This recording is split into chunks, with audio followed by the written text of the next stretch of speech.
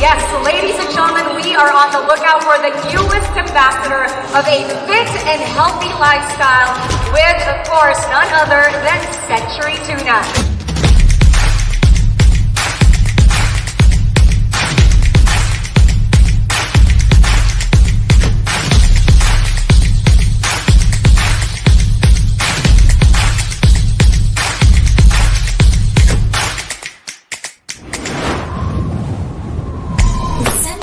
Superbods is the hottest event of this summer.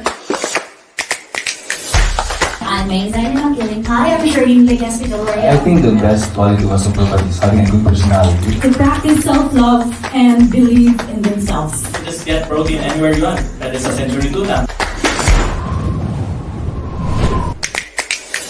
My name is Nicholas Chua. You can call me Nico for short. My name is Taylor Toronto. I am The entire LGBTQI community that we can also be a fit inspiration. Fitness should be Diet is really the key to a healthy lifestyle. A Superbod should not just be physically fit or mentally fit. He should be what I want to call as holistically fit. This is the final callback for the hottest summer event this year. We were supposed to talk about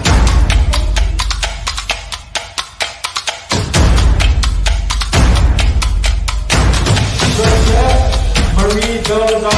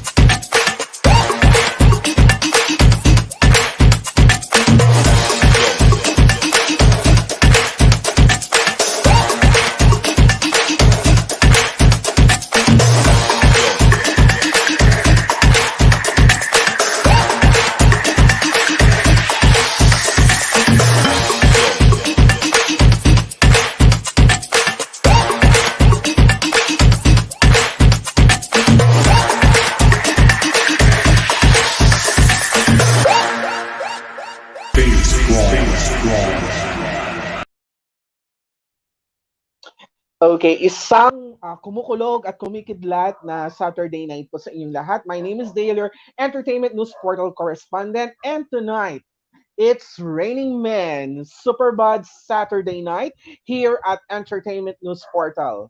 We have one of the hottest and most sensational Century Tuna Superbod finalists. And Century Tuna Superbod is the hottest event this summer with over 1 million pesos in cash prize and a lot of perks. One male and one female will be selected by the Century Tuna as their ambassador and next image model, and each of them will be receiving 500,000 pesos in cash plus a lot of exciting prizes. Now, without further ado, our very hot guest for this evening, ladies and gentlemen, Superbod, Julian Roxas. Hello, Julian. Hi guys. Thank you, Dale. Grabe ka naman sa hottest. Diba? Ang charming niya, mga kaibigan. Now, para mas makilala niyo po at anong purpose to Julian for joining this competition, here's the video. What's up, guys? My name is Julian Roxas. I'm 28 years old. My fitness advocacy, kalusugan mo, aalagaan ko. As a personal trainer, I'd like to keep your weight in check because once in my life, I was very, very much overweight, which inspired me to write my first weight loss ebook, 120 Days of Cross Building. With that said, and all the tragedy that's been happening in the world right now, let's make the Philippines a better place to live in. Wow, I like that. Kalusugan mo, alagaan mo, di Yes, ba? thank you. That's something na it's an advocacy na talagang nagra-radiate to everyone kasi there's someone na parang dedicated to give a helping hand for every Filipino to be fit and healthy, especially this time of quarantine na talagang nasa bahay, kain, tulog, ganyan, di ba? Okay, so Yes. my first question is how do you maintain that healthy and physical body during this time of quarantine na walang gym? Nako, Dale, it was the diet. You have to keep on eating the proper food. Kahit wala kang gym, even if you're overweight, kahit hindi ka nakakapag-gym or nakakapag-workout, as long as you're eating the right food, kahit hindi ka nga mag-aral ng macros and all those very scientific stuff that not everybody understands, as long as you're eating the right food, you can maintain or lose weight or even gain right muscle in the right areas. So you just have to know. Wow. Well, actually, ikaw yung pang-ninth namin no, na live. Then, sa mga previous Superbods, syempre ang dami kong natutunan. And I'm really thankful that some of them are really tracking me kasi ako nasa 30s na ako ngayon then Yes. I really started my serious what do you call this dedication na mas maging fit. Ngayong edad ko na to, I'm 32.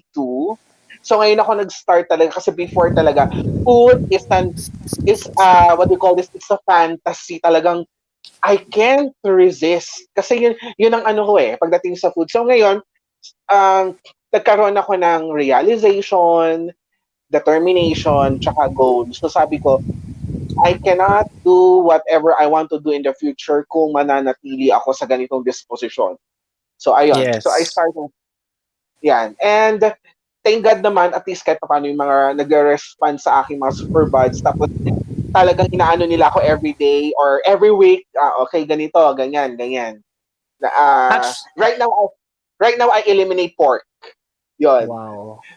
Actually, alam mo, Dale, kaya nga yung advocacy ko is kalusugan mo, alagaan ko. What I'm trying to say there is I want to give free information for all.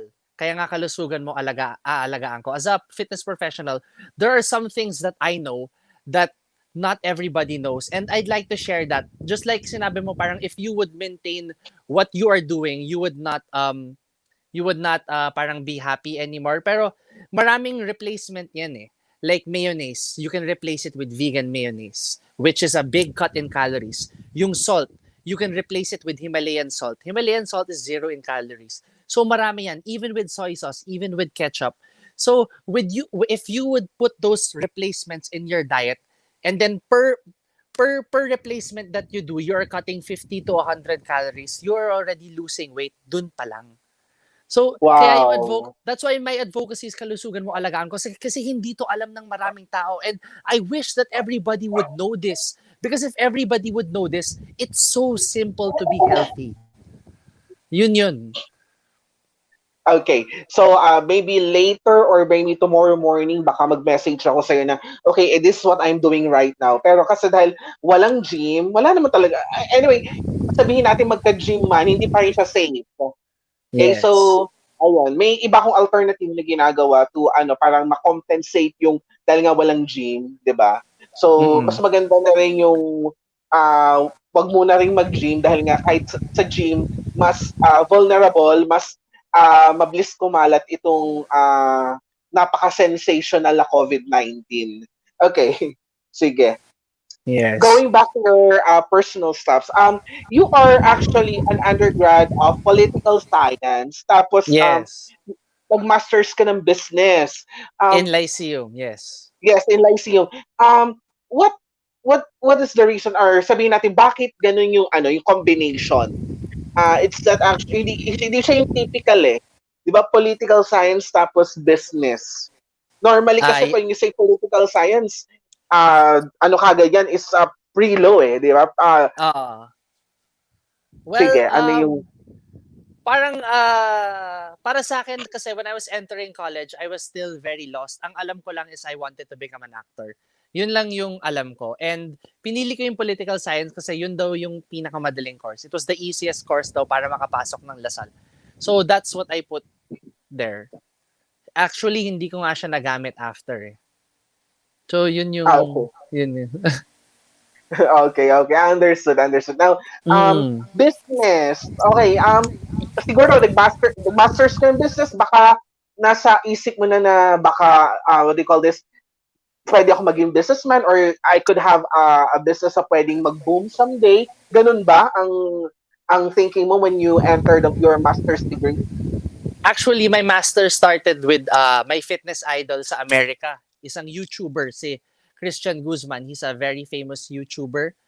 He's very knowledgeable when it comes to nutrition and physical fitness. And he's more of a business person. So meron siyang energy drinks, meron siyang fitness line, meron siyang gym, and I think meron siyang manufacturing. So if I were to study business, baka I would understand more where he is coming from kasi sobrang na-idolize ko yung ganyang lifestyle ng tao. Very, very nice yung kanyang buhay. Yes, so yun naman talaga. Sometimes you need someone who will inspire you and motivate you. Totoo yun, I believe. Yes. Kasi yun din ang nagpa-realize sa akin eh. Thank you to Century Tuna Superbods. Yun.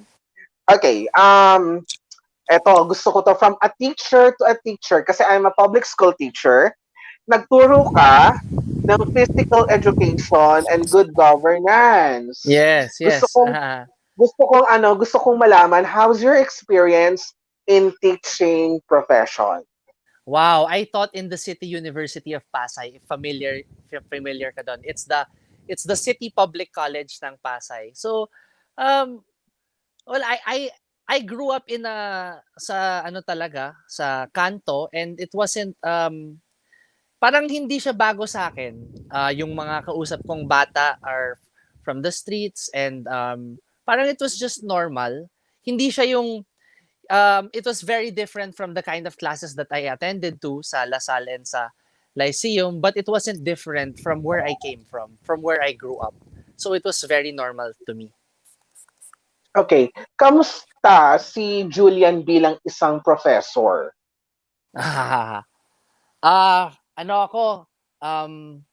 As long as you go to school, okay ako. I'm very lenient kasi you have to understand that these kids are not only studying, they're also working. And sometimes they're the breadwinner. So if they cannot submit on time, kailangan you're very lenient, or else it's either they don't do it or ipapangit nila yung gawa nila. And that's not what you want. As a teacher, you're not here to criticize them. You're here to help them. 'Di ba? At the end of the day, it's not going to help if you say ibabagsak kita. It's better to say tutulungan kita para maabot natin 'to. 'Di ba? Wow. Wow, ang galing. Tama, that's the ganun dapat no? 'Di ba? You are andyan ka, you are the instrument. Okay. Eto curious ako ha kasi 'di ba naging professor ka. So kahit pa paano yung mga na-handle mo, matured na. So, college student to. Yes. With your charming face, with your attractive looks, meron ba or hindi ba naiwasan yung mga students na nagkaka-crush sa'yo at minsan nagbigay ng pasikretong love letter or messages? And paano mo siya hinandle, if ever? Well, to be honest, parang walang nagbigay ng love letter eh. Pero maraming mga, sir, maraming mga ganon. Pero never siya umabot sa point na naging love letter or mga text messages or emails. Wala namang ganon. They're okay naman. Okay. Kasi it was a city college and we live in a small barangay. So if I would walk to the palengke, makikita ko sila. So parang na ding magkaibigan kami. Hindi ako yung taong hindi mo makikita eh. 'Di ba? Okay. Public school Sige. siya eh. Public, yeah. Yes, public school, yes. Okay, So you play basketball. Anong position mo? And Ash, yeah. yes, shooting guard. I played for Lasal. Actually, ang daming mga teammates ko na nag-PBA na yon. Pero hindi ako tumuloy. Kasi mas nag-focus ako sa acting career. Yes, oo nga. And can you tell us about this CrossFit as your sport? Ayan, yan ang it was hard for me to find another love aside from basketball kasi basketball was my love. It was what I was holding on to pagising, magbabasketball, magsa-school, tapos pagkatapos ng school babalik sa court. That was my life before. And I needed to find a replacement before because I was not gonna be able to train that seriously anymore because you need a team. So I found CrossFit and it gave me the same intensity. It gave me the same drive, the same motivation, the same focus. So yan ang ginagawa ko na yun. That's my main sport. Okay, wow. Okay, so ito, you are an actor and syempre, naging familiar sa akin yung face mo kasi parang nakita na kita before sa ang probinsyano. So, kwento mo naman sa amin, paano ka, paano nagsimula? Saan nagsimula yung journey mo into your acting career? Oh wow, actually yung acting career ko was very up and down. As you know, as I think every actor will go through this naman na parang pag sa tingin niya umaangat na siya and then walang project and then you would be lost again. So I started young. I think I was 17, not that young, 17. Yun, nag-walk in ako sa isang audition and I got it. I got the audition. The show was called Baguettes. It was my first show and also Nadine's first show, Nadine Lustre. So we got the show sa TV5. It was Baguettes. And then after that, nasign ako ng Viva. And then tuloy-tuloy na siya from there. Wow. Kalain So, mo yun. Baguettes is actually very sensational kasi kumbaga It's the remake. The remake of the yung pinaka sikat nung 80s, 'di ba? Sila Yes. William Martinez, Yayo Aguila yon. So kasama ka pala doon. Wow. Yes. Naman. Okay, so eto. Yung sa acting career mo, 'di ba? Syempre kahit paano you are gusto mo ma-aim na magkaroon ka ng parang movie or teleserye, ganyan. Yes. Okay. Now, eto tanong ko. Kung magkakaroon ka ng isang movie ngayon, isang love story movie, sino ang gusto mong maging leading lady at bakit siya? Nako. Si taga 7 siya eh. Hindi ko alam kung kakilala niyo. Si Faith Da Silva. Wow. Oo, si Faith. Yes. Bakit si Yan. Faith? Wala. Parang magaling siya eh. Napanood ko yung mga ibang mga trabaho niya and it seems that she's very good and I'd really like to work with her na on-screen love partner. Wow. And eto, kung magkakaroon ng, let's say, magkakaroon ng shake-up sa isang, let's say, telenovela or show sa kahit anong network, GMA or ABS-CBN, at biglang ikaw yung ipapalit dun sa pinaka-bida, anong palabas, either GMA or ABS-CBN, Okay. ang gusto mong maging ikaw yung pinaka-lead character at bakit? Actually, this question has been asked to me so many times and gusto ko palitan si Jake Cuenca sa Los Bastardos. Yun. I really love his character there kasi I'm a family guy. I love my brothers so much. I'd do anything for them, especially for my family. And yun yung pinaka naging portrayal. Parang he stepped into this mature role where he was the head of the family. He would make the decisions and he was the person that his father counted on. So that is the kind of role that I wish to portray in the future. Wow. Okay. Panganay ka? Ikaw ang Hindi. eldest? Gitna. Okay. Gitna. Now, kamusta si Julian bilang isang kapatid? Bilang isang nako. gitna?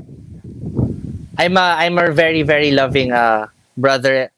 I really look out for my My family, parati ko sila kinakamusta in my own little way.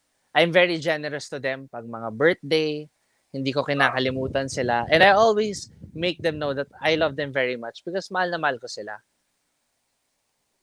Okay, naniniwala ka ba? Kasi may mga kasabihan yung mga matatanda before na yung mga gitna daw, yung mga middle child, sila yung mga matatalino pero mga medyo matatapang. Naniniwala ka ba doon? Actually, siguro matapang ako in terms of chasing my dreams, pero matalino, I would say mas madiskarte ako versus matalino. Kasi there are so many people that I know that, for example, para magbasa ng isang chapter, 30 minutes gets na nila. Ako, 2 hours bago ko siya mag-gets. But I will use the 2 hours and I will make sure that I get the chapter bago ako pumasok. Hindi ako papasok kapag hindi ko siya na-gets. So I would not say that I'm smart, but I would say that I'm responsible. Wow, okay. Nakatawa naman yun. Okay, kamusta naman ikaw, si Julian, bilang isang anak na lalaki? Yun. I think I'm a very good son. Lahat ng iutos ng parents ko, sinusunod ko kahit hindi ko gusto, and even if I don't think it's right, I still follow them kasi at the end of the day, feeling ko when I get older, ma-realize ko na ay tama pala yung sinasabi nila. But back then I didn't think it was right because I was foolish lang. But there are so many instances in my life na when I got older, all the things that the older people were telling me, parang sinabi ko sa sarili ko, wow, tama pala sila. And when older people give you advice, they have nothing to gain. So when older people give you advice, you have to remember na kami yung magbe-benefit doon. So listen to it because it's free advice from people who are experienced. Totoo. Yeah. Okay, now, eto, kamusta naman si Julian bilang isang boyfriend? Yeah. Well, I'm very loving. Sobrang maalaga ako. And siguro I when I'm in a relationship, I really step up kasi gusto ko maayos na relationship, and if during my single when I was single, I would go out or I would have a barkada. Ako, when I'm in a relationship, that's all gone.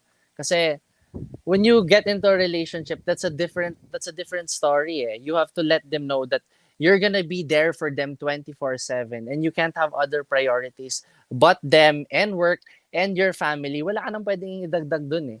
Kasi kung meron ka pang idadagdag dun, the other things that you're focusing on will lose attention, and that will affect it in a negative way.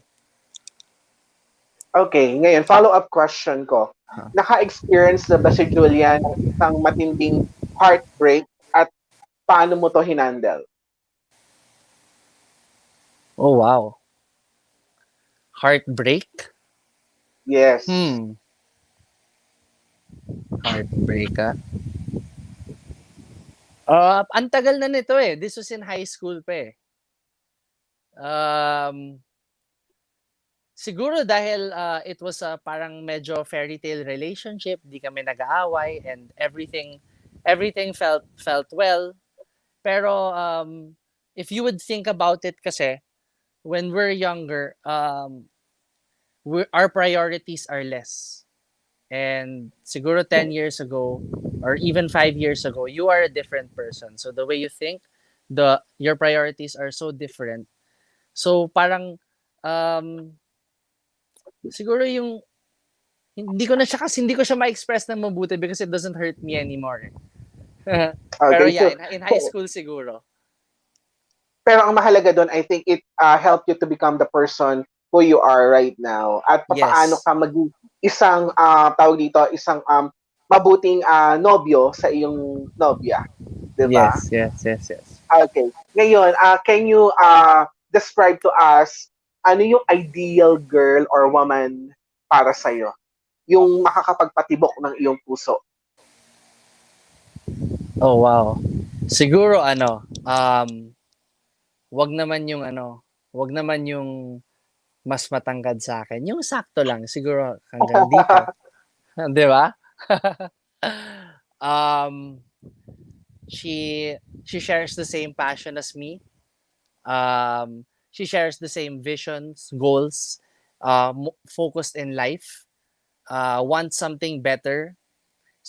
Siguro a mature thing is what I really like, and the communication. Someone who likes to talk, someone who likes to share their feelings, and most of all, someone that's going to say, "I'm here."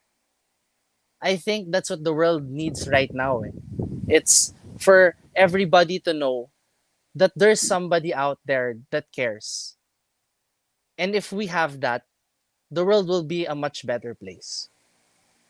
Yes. Okay. Sige. Nakalimutan kong itanong kanina. This is actually a follow-up question. Is Julian mama's boy or a papa's boy? And bakit? Oh, wow. Isa lang. Isa lang. Siguro, I'll go with Papa's Boy muna. Why? Kasi wala dito mama ko eh. Okay. Very safe answer. Pero okay lang. Okay. Sige, ngayon, bago ka anong age ka nag-start into your healthy and fit lifestyle? Oh, wow. Siguro ang pag-gym and physical activity, ever since I could hold a ball or a dumbbell, I was already doing that. But in terms of healthy lifestyle and nutrition, probably just 3 years ago. Kaya yun yung advocacy ko talaga, kalusugan mo, alagaan ko, because it's never too late. I'm already 29 and I just started actually being healthy when I was 26. I just started knowing what it means to be healthy, yung eating the right stuff. Late na lang in my fitness career. So it's really not too late for everybody to live a better life. Okay, eto kasi medyo curious ako kaya natanong ko yung question na yun. Kasi you are a graduate of LaSalle, yung undergrad mo, di ba? And Yes. ako naman nag-aral din sa isang pamantasan na dumadaan dyan sa Taft Avenue. Okay, so ang tanong ko, when you were in college, kasi pagka nakita mo ang LaSalle, sa loob may fast food chain, sa labas puro fast food chain. So, paano yung ano yung kaibahan ng nutrition mo before when you are still in LaSalle tapos yung nutrition mo ngayon? Ibang-iba, like totally different. Ang nutrition ko when I was in college was depending on my budget, and my budget was, if I can remember, siguro 100 to 200 pesos sa isang araw. So, kailangan ko i-budget yon. So, buong araw na yon. So, like I said, I only started learning about healthy foods talaga 3 years ago, 26. And I was already way out of college back then. So, the food that I would be taking before and now, sobrang different. I wouldn't even compare. And I can tell you, I feel so much better. Ngayon, pag kumakain akong madumi, like, of course, once in a while, I still cheat. I still eat the dirty foods like pizza and burgers. I really love that. Pag kumain ka ng pizza at pag kumain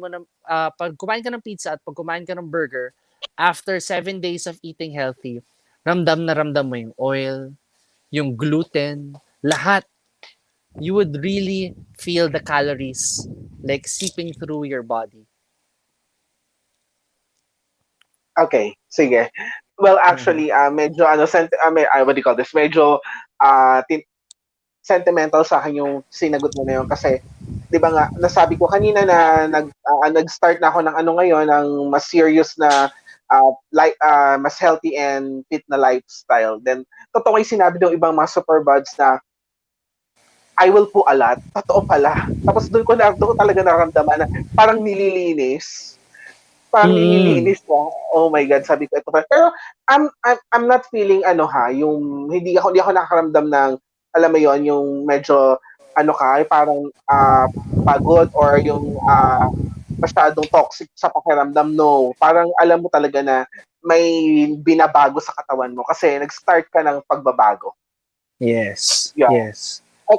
Okay, so ayan. So we are actually on our first 30 minutes. So bago tayo pumunta doon sa next 30 minutes ng ating chikahan, meron tayong simpleng game. It is called Picture Mo, Say Mo. So we picked 5 pictures mula sa social media account mo. Then if flash namin siya one by one sa screen. So once a picture was posted, just tell us a short story or a short description about that particular picture. Okay, ready? Okay. Sige, picture mo, say mo. First picture. Wow. Siguro not much. I was just looking for a good shot for that photo kasi required 'yan ng pwede ba ako mag-mention ng product? Or Okay hindi? lang, wala Yun. naman problem. So, required posting yan. That's a sponsored photo. So, I wasn't really thinking about much that time but to create a good photo. Kasi, deadline yan. I forgot what date and time. Pero, deadline na yan. So, that's a super rushed photo. And I just wanted to get a good photo for Head and Shoulders. Okay, let's have the second picture. Picture mo, say mo. Ayan. Wow. Wow, one of my best moments in my life. Probably Provinciano is probably one of the siguro top 5 nang nangyari sa buhay ko. Ano pa lang ako niyan, 2 months on the show. Yeah. 2 months on the show pa lang ako niyan, and I'm really thankful for Provinciano kasi Provinciano is the first show ever in the Philippines that didn't stop running. Kasi usually if you get a teleserye, you'll shoot for 3 months and then you'll have no work. Di mo alam kung paano ka makakapagtrabaho, and then you'll get work again after 6 months. But with Provinciano, it was continuous. So for the whole cast and crew, we didn't have to worry. We didn't have to worry about about losing the job. So I'm really thankful. I really like that picture. Thank you for showing that. Yes. Okay, let's have the third picture. Picture mo, say mo. Oh, There. wow. Shooting ng Provinciano yan. Ayan, I was very flattered that day kasi nung naglalakad ako, hindi naman ako sikat, pero I'm an actor, pero hindi ako sikat. Pero tinawag ako ng mga bata. Alam nila yung pangalan ko dyan, and I was very flattered. Wow. Saan lugar to? Malapit sa NLEX yan. Di ba may parang service road sa NLEX? Yes, Yun. yes. Yes. Wow, okay. Yan. Okay. Okay, let's have the fourth picture. Picture mo, say mo. Oh, wow. This was at a JBL event. Actually, si Gretchen is a very, very, very good friend of my brother, si Anton Rojas, who works closely with Gretchen. And I've never met Gretchen. This is the first time that I've actually met her. So since parating kinikwento ni Kuya Anton si Gretchen, we took a photo together. Then we sent it to my brother.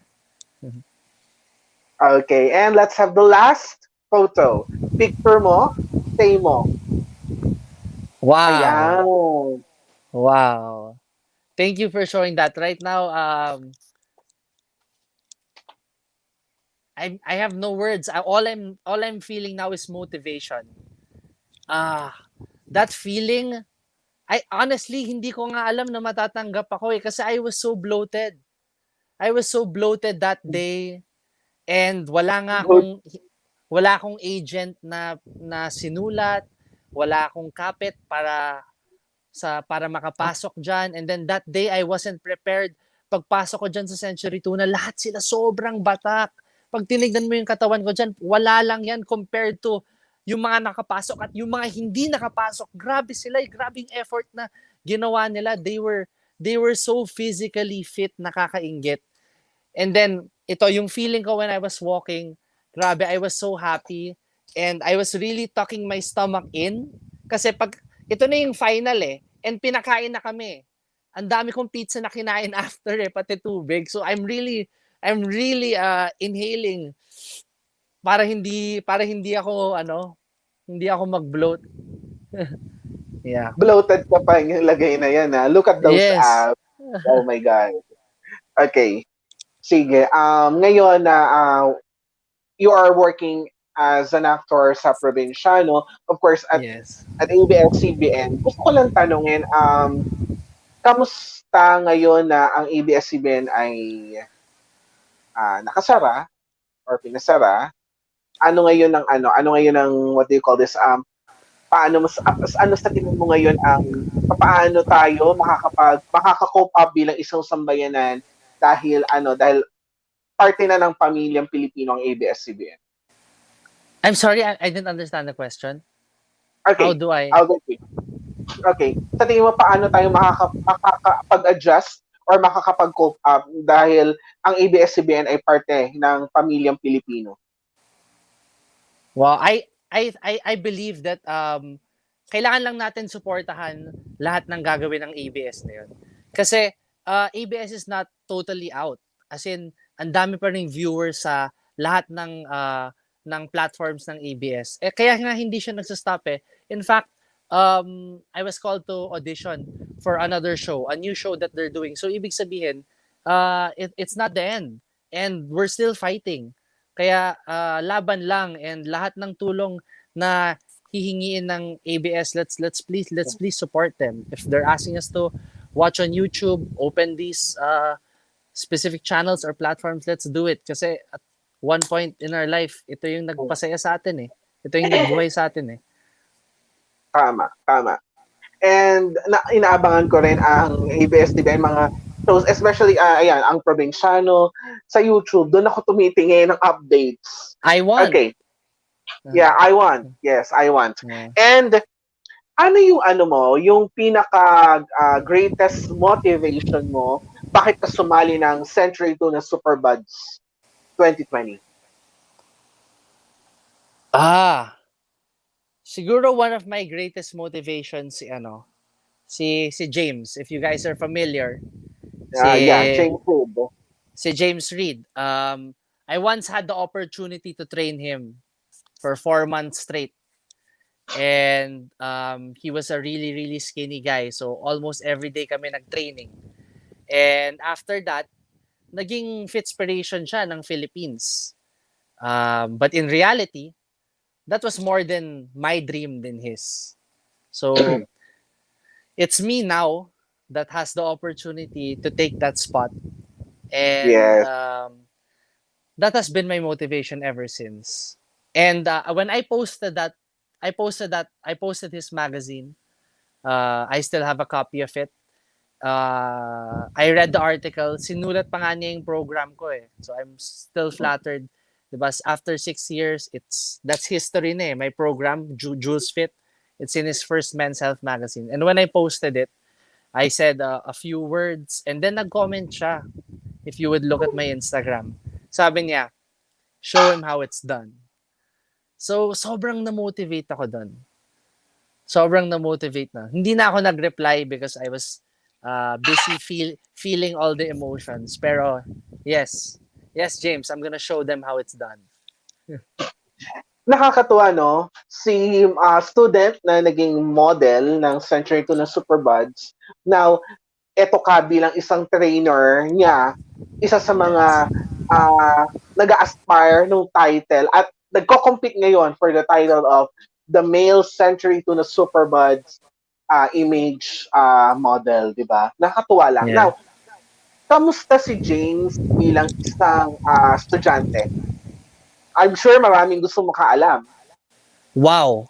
He was really, really good. In fact, there were a lot of stuff that he's not licensed or anything, but there was a lot of stuff that he taught me that I did not know. And it's probably because he's from Australia. And sa Australia, very, very, very popular ang bodybuilding, very, very popular ang fitness, diba? So he comes from that culture. So he's very knowledgeable. Siya parati nag-i-initiate na let's work out. He's very intense. I have nothing bad to say about him. He's a really, really good student. And And also what I wrote in my Instagram post, sabi ko, of course that was all him. And I was just a tool to his success because it was really all him naman. Pero gumanda talaga katawan niya. Yes. So, ang galing mo doon. Ang galing-galing mo bilang isang trainer. Di ba? Kasi, Yeah. it takes a student to have a good trainer na yung magkaroon ng ganung motivation to achieve uh, result. Ang ganda eh. Ang ganda nung kinalabasan. Di ba? Parang galing siya sa, di ba, Boy Next Door, ganyan-ganyan. Tapos, pwede palang maging hunky. Di ba? Yes. Ang ganda nung abs. Siguro Diba? ang comparison is check mo yung Diary ng Pangit. Yun yung starting point namin. 'Di ba he did a movie called Diary ng Yes, Pangit? yes. Yan ang starting point namin. Transform namin siya to Century Tuna Superbod. So yun. Okay. Sige. Now, going back sa iyo, since na-quarantine tayo, up until now, may quarantine pa din, have you discovered something new about yourself? At ano yun? If ever meron. In terms of anything? Anything, in general, may hobby ka ba na may bago ka bang natutunan na hobby? Or let's say, okay. Yeah. Siguro I would say cooking.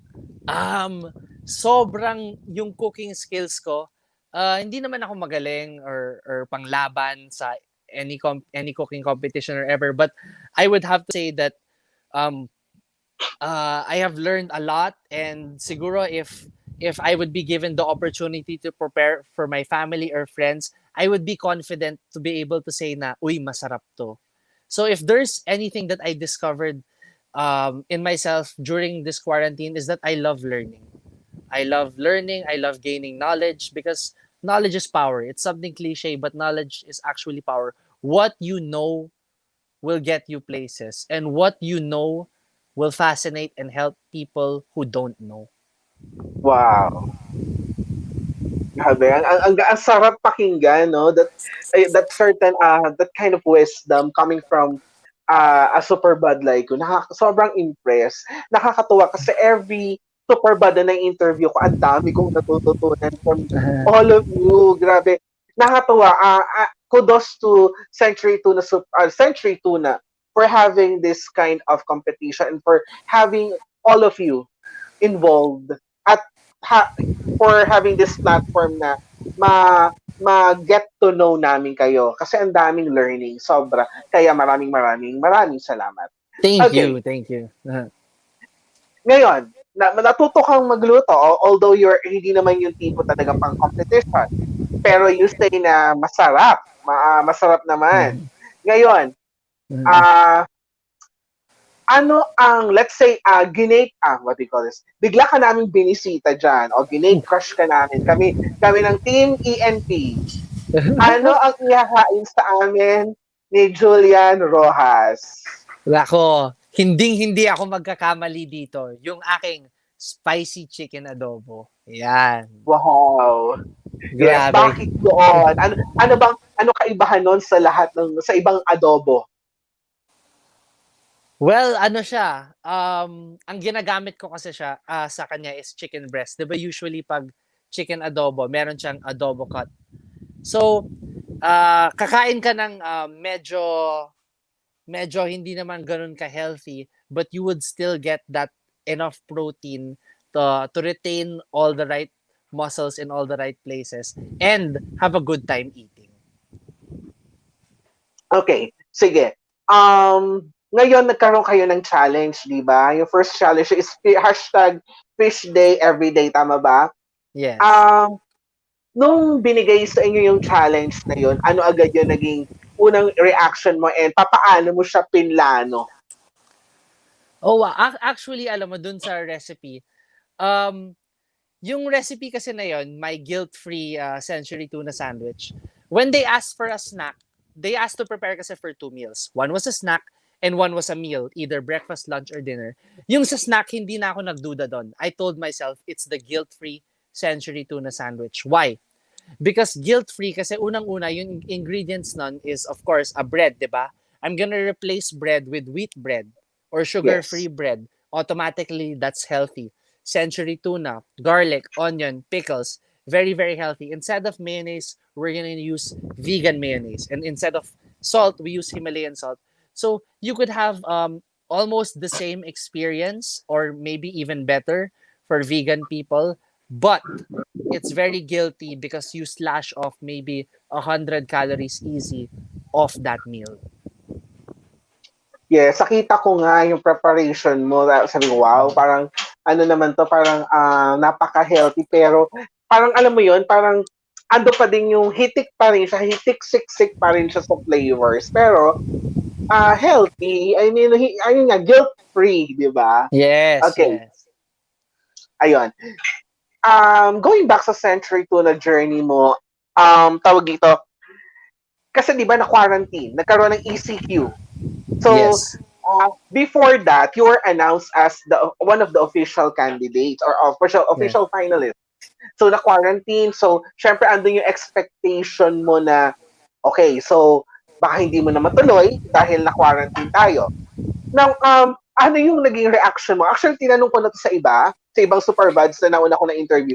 Ano yung naging reaction mo nung bigla kayong tinawagan or tinext message na tuloy ang competition, the duration will become online, ang mga challenges ay magiging virtual. What was your reaction to that? Ano yung unang tumakbo sa isipan mo? Well, to be honest, my reaction was just that I was happy. Kasi you have to naka-mindset na wala na siya eh. Naka-mindset na that it could be next year. So just receiving that text that Superbods will still be on, you couldn't feel anything but be grateful. Just be grateful that it's there. Ang dami nga nawala na yun eh. And yun pa yung Century Tuna na naibalik sa amin. So I was nothing but grateful when I received that text that it was on. Yun lang. No worries, no hate, no anything, just gratefulness that we would still have an opportunity to showcase what we were supposed to do. Yes. Well, I want to share also to everyone na ang dami, since kami ay mga pageant media, what do you call this, we are very active sa pageant community and ngayon kami nabigyan ng chance dito sa Century Tuna Superbods. I must say that having this competition be continued, I mean, hindi siya pinostpone. So, dahil continue siya, nakakatuwa kasi your competition is very, very significant and timely. Yan ang kailangan ngayon to watch, to be more aware and diligent about your health. 'Di ba? May ano na eh, may sakit ng may pandemic na eh. So why not try to be more why not try to be more healthier? 'Di ba? Ito the best weapon kasi I believe that the best weapon for this any type of disease is yourself, your determination to be better. And having Century Tuna Superbuds as competition in this pandemic, nakakatuwa kasi napaka-significant niya. Okay? Yan. And eto, ano yung reaction ng parents mo or ng relatives or your friends when you were announced as official finalist? Oh wow, they were just very happy for me. They know that I've been wanting to do this for a very very very long time. Actually, since 2012 pa ako ini-invite mag ganito. And in fact, I did a commercial nung 2012. And I don't know why. Why na yun lang. Actually, one of the reasons why I joined is also because I heard it's possible that this could be the last. So sabi ko, if this is going to be the last, I'm gonna make it count. Wow, sana hindi pa to ang last kasi napakaganda ng platform nitong competition na to. Yeah. Sana lang, cross fingers. Okay. Ngayong gusto ko malaman yung quarantine, dahil walang gym, papaano ngayon yung routine mo sa bahay? I mean, how do you modify your gym routine ngayong nasa bahay lang tayong lahat? And actually, ang daming home workouts. And as a fitness professional, you wouldn't need the gym naman to be healthy. I have a lot of workouts na you could do with just a small space. And ako naman, what really kept me going is kasi na-quarantine ako sa condo somewhere in QC. And it's around 17 floors. So ang pinaka ginagawa ko for cardio, which is one of the most very important exercises to get lean, is umakyat ng stairs. So tinatakbo ko yung stairs 17 floors up and down 4 times or 45 Wow! minutes. Oh my God. Yes. Grabe, impressive. So nakakaloka yun na 17 floors for 45 minutes, akyat baba. Wow. Okay, sige. Nakakatuwa. Sana maano ko, ma-achieve ko yun someday. Pero nothing is impossible, di ba? Why not? Okay. Eto. Ano naman yung since yun yung ano mo, parang gym routine mo, ano naman yung regular meal intake mo? Siguro I'd have a limit to 1,500 calories. I have 300 grams of protein, so it may be fish or chicken breast. And then for carbs, I have almond butter. For fat, I have almond butter and carbs Greek yogurt. I also have egg whites. So yun lang yung kinakain ko na yun for preparation. Sometimes, kumakain ako ng mga gummies. Yan yung pinaka-ano ko parang pinaka-cheat meal ko. Yan ang parang hindi ko pa matanggal as of the moment. Well, actually, that was my follow-up questions. As a Superbod, do you believe in cheat days? And during your cheat days, ano yung talagang kine-crave mo na talagang parang reward mo sa sarili mo? Eto, kakain muna ako nito. Then, babawiin ko na lang uli sa workout. I believe sorry. Sige. Yan. I believe kasi in balance for everything, kailangan meron siyang balance of everything. If you would restrict yourself, your body would crave for it more and baka mag-bounce back ka lang to doing that thing that you restricted yourself, doing it 2 times, 3 times more. So if you would incorporate small pieces, like for example, kung normally I would eat 2 packs of gummies, siguro kalahati lang ng isang pack. And I would put it in the last meal of the day para hindi ko siya kine-crave so that I know it's there. I know that I can have it anytime. And it wouldn't be much of a bother to myself na baka hindi ko siya makain, stuff like that. So for me, balance lang. Just get the right protein, enough carbs and fat, and then balance everything out. 1.5 calories. That's it.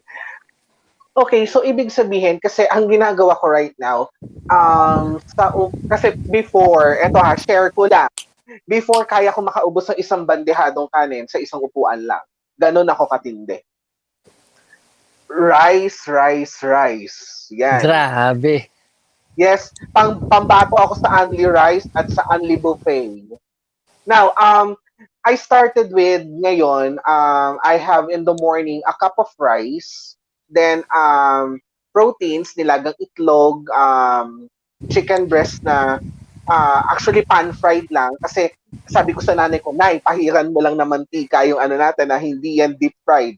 So, ganun, pan-fried. Okay. Then, sometimes, nag-ano ko ng hotdog pag nagka-crave ako sa hotdog. Yun. Then,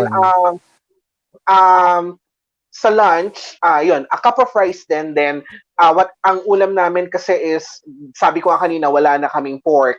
So, ayan, pan-fried na chicken breast or pan-fried na isda or gulay na ang halos yung paggisa niya ginamit lang na oil, coconut oil or canola oil na pinahid lang talaga sa kawali, ganon. Then sa gabi, I have tawag dito, kung may veggies, ayun, may veggies ako plus isang piraso ng breast chicken na pan-fried kasi may sabi sa kanila ibang Superbods, wag kong tatanggalin ng protein. So ayun. Yes.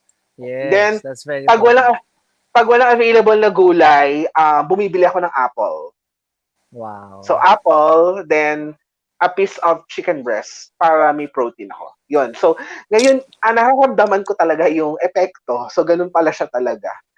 And every morning, my exercise, ayun, 9,000 to 10,000 steps. Extreme Wow. walking. Ano yun lakad yun papunta ko saan man ako dadalhin ng paa ko tsaka pabalik. Then, pagdating sa bahay, 20 minutes squats.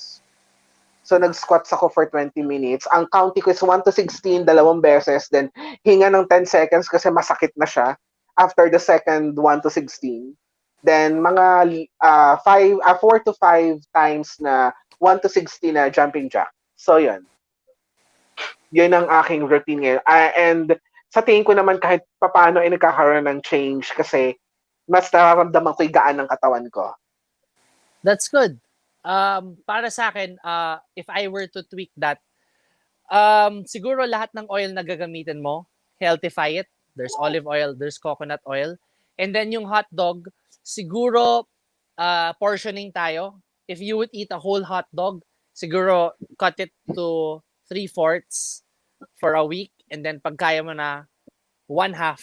Pero keep it at 1/2. Huwag mo siya tatanggalin. Kasi nga, balance tayo. Hindi mo pwede i-deprive yung sarili mo. Tama. Thank you. Thank you for that advice. Sobra. Yes. Nakatuwa. Okay. Ngayon, sino sa tingin mo ang pinaka matindi mong competition in this Century Tuna Superbods? Kung meron man at bakit siya? Among the other male finalists. Wow. Siguro meron akong dalawang sa tingin ko. I would say si Kirk at si Enzo. Siguro si Kirk, I would say that he if you would say kasi Superbod, parang siya yun eh. 'Di ba? Yeah.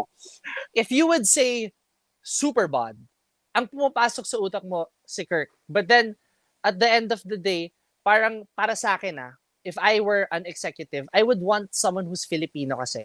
Someone who's able to talk, someone who speaks the language. That's in my personal opinion. I would want someone who would relate more to the Filipinos. Who would relate more to the general public. And that's where I say Enzo is strong in. Enzo's a good speaker. He knows a lot. He's very knowledgeable. And I think that he can connect well to his viewers. So yun ang for me. Parang a combination of those two, Enzo and Kirk, that would be the clear winner. Yes. Well, actually, mamaya ko pa may interview si Enzo, pero grabe, si Kirk has a very, very, mas strict yung diet niya eh. Iba yung diet ni Kirk. Talagang grabe pala to. Although, balanced din, pero iba. Sabi ko, iba nito? Iba to sa mga na-interview.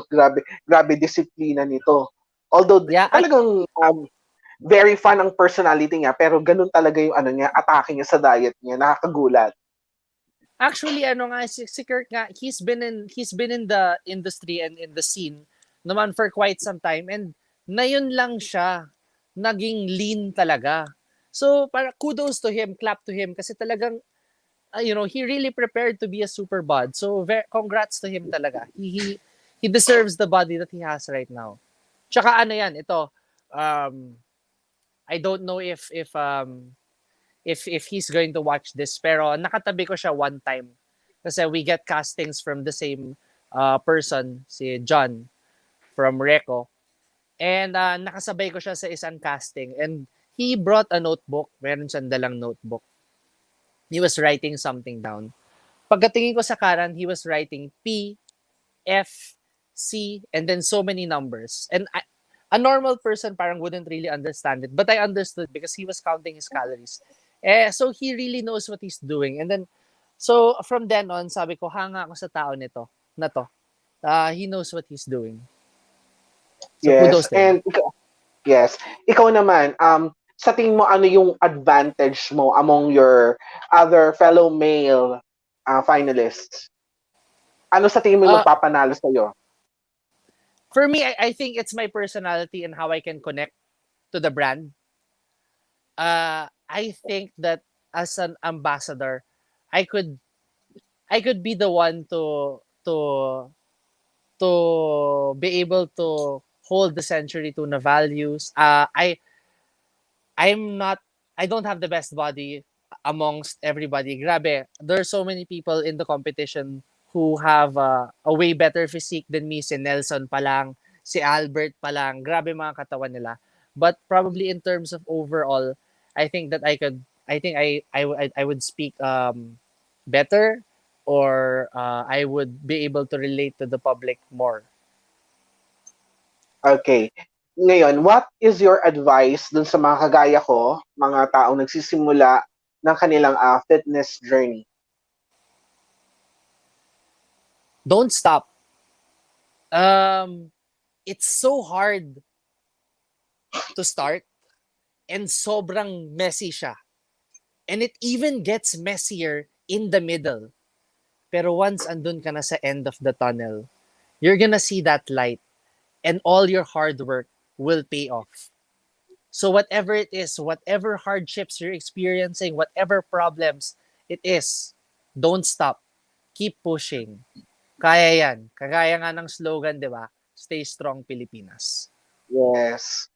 Ayun. And kung ikaw ang manalo na male image model ng Century Tuna Superbods, ano ang i-expect namin from you? Wow.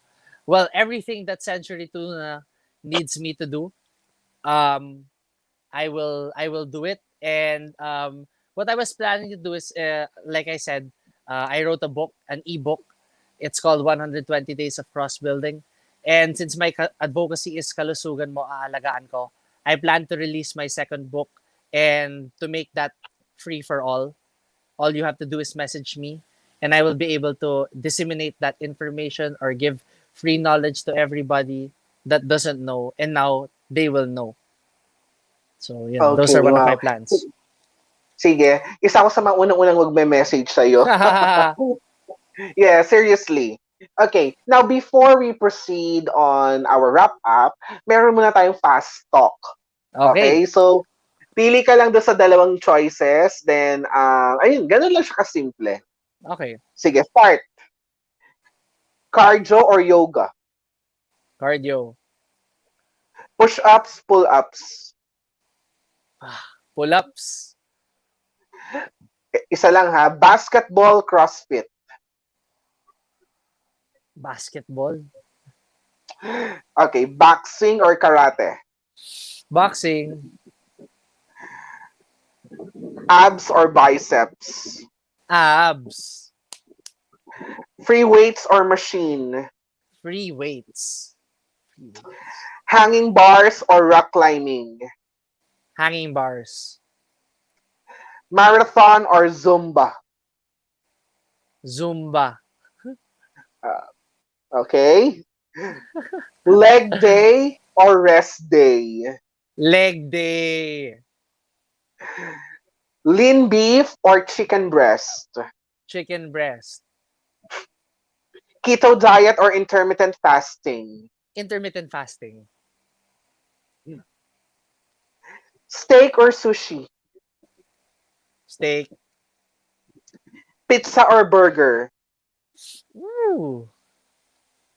Pizza. Romantic dinner or outdoor adventure? Romantic dinner ako. Sino ang isasama mo? Faith Da Silva. Okay, will it be boxers or briefs? Boxers.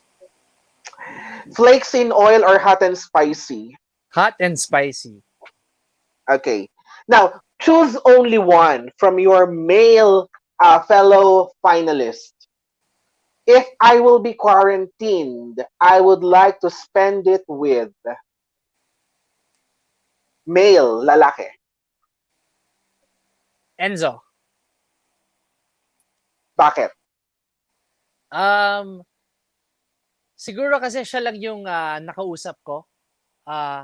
Kasi nga, yun nga, this is one of my concerns with the Century Tuna Superbods this year, is that we had no time to bond with anybody. And I barely know anybody, siguro siguro I know one or two. Sobrang konti lang, and at a personal level, hindi ko sila abot. And si Enzo pa lang yung nakakausap ko, and he communicates well, which is something that I really like. He's very knowledgeable about fitness and nutrition and working out. So siguro siya ang pipiliin ko. Okay. Sa mga female naman, if I will be quarantined, I would like to spend it with... Si Kai. Si Kai? Bakit si Kai? Actually, I'm not close to Kai, pero nasa lista siya.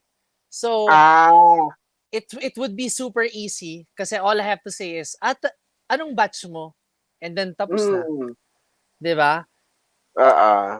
Pero honestly, yun nga, hindi nga namin nakakausap yung or nakaka-bonding yung mga ka-superbods namin. Okay. Now, Julian, I'll give you now the floor to, of course, again, promote your advocacy and paano ka namin masusuportahan on your journey towards Century Tuna Superbods 2020. And of course, please do promote your social media accounts, your official social media accounts, saan ka namin pwedeng ma-follow, ma-add, ma-like, saan ka pwedeng ma-stalk. That's it. So, hi guys, once again, I'm Superbod Julian, and my fitness advocacy, kalusugan mo, aalagaan ko. Whatever you know, whatever you can share, please give out that helping hand, because that's what we need right now. We need that more than ever, to be able to let somebody know that we're there for you, kahit sino ka man. And please support me by continuing to watch FPJ's Ang Provinciano.